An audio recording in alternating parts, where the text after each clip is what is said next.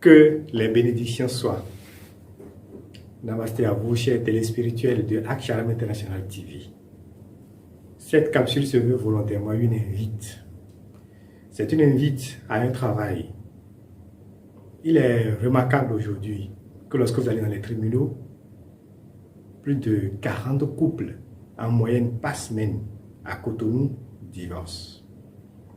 Ne parlons plus de ceux qui, par intimidation ou pour d'autres raisons, n'arrivent pas à porter des plaintes pour aller jusqu'au niveau des tribunaux. C'est dire qu'aujourd'hui, il y a un réel problème d'harmonie, d'équilibre et d'ordre dans les couples.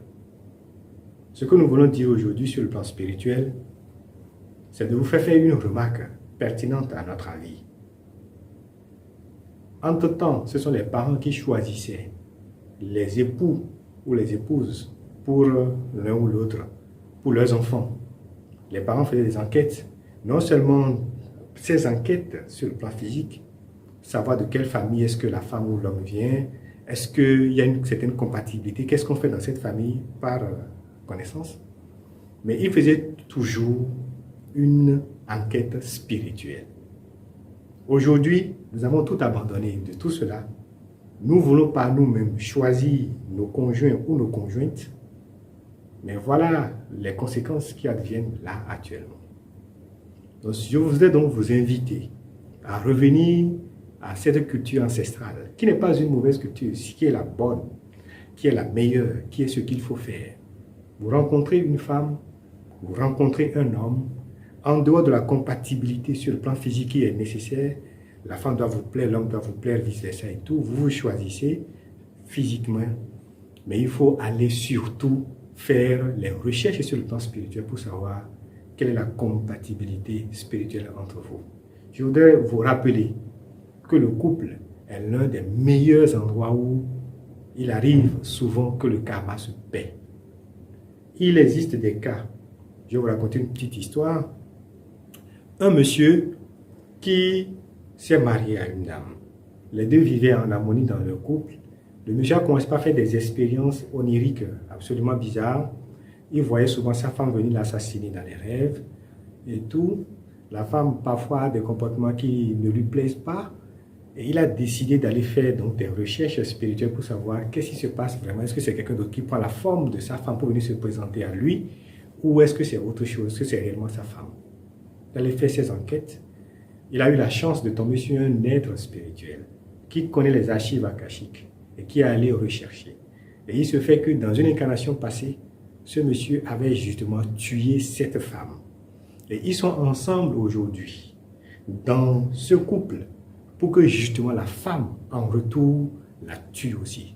Je vous rappelle que le karma se paie d'une manière ou d'une autre absolument, totalement et parfaitement. C'est une loi implacable, on n'y échappe pas, vous n'y échapperez pas. Vous pouvez l'atténuer, certes, mais vous ne pouvez pas y échapper. Ça viendra absolument toujours. Donc le karma devait s'accomplir dans le couple chez eux. Le monsieur devait être donc tué en retour par la femme. Et donc, qu'est-ce qu'il fallait faire? Le karma, naturellement, s'accomplit dans l'ignorance.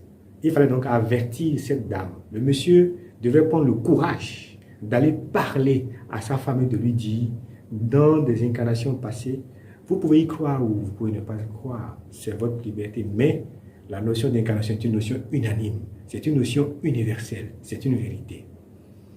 Dans une incarnation passée, j'ai eu à faire ci à ton endroit, et dans cette incarnation actuelle, nous nous sommes attirés par justement le lien de ce karma.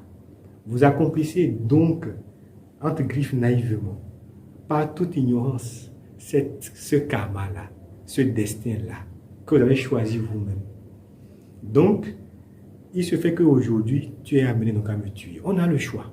Soit on continue à se tuer l'un, l'autre dans les incarnations qui vont suivre. Nous rentrons dans la roue du samsara, la roue qui ne va jamais se terminer. C'est l'éternité de la répétition qui se fait toujours dans la naïveté, dans l'ignorance. Ou alors nous décidons, par la loi de l'amour, de mettre fin à ce cycle perpétuel. C'est là où ça devient intéressant. S'il ne le savait pas, il aurait été tué. Mais il a su. Il a pu donc expliquer à la dame qui a fait le travail du pardon, le travail de l'amour pour que désormais ce lien-là soit coupé, ce lien karmique-là soit coupé, et donc que l'unité s'instaure désormais dans le couple. Donc, le travail de l'unité dans le couple, le travail de l'harmonie, de l'équilibre de l'ordre dans le couple n'est pas un travail au hasard. Je vous invite donc à réfléchir sur ce sujet qui, à mon avis, pourrit la vie à beaucoup de personnes, la vie dans beaucoup de couples. Et ça se voit très, très fréquemment aujourd'hui. Je voudrais vous inviter donc avant votre mariage, avant votre mise en commun avec votre époux ou avec votre épouse, à véritablement réfléchir et surtout à chercher à savoir quel est le lien entre nous deux. Faites une courte méditation. Est-ce que je peux me mettre avec telle personne? Je peux me mettre avec telle femme ou avec tel homme pour que ma vie, mon existence, soit toujours épanouissante et dans le plan physique et dans le plan spirituel. C'est absolument important. Le mariage peut donc être absolument un phénomène très intéressant, comme ça peut pourrir la vie. Donc je vous invite donc à faire cette quête-là.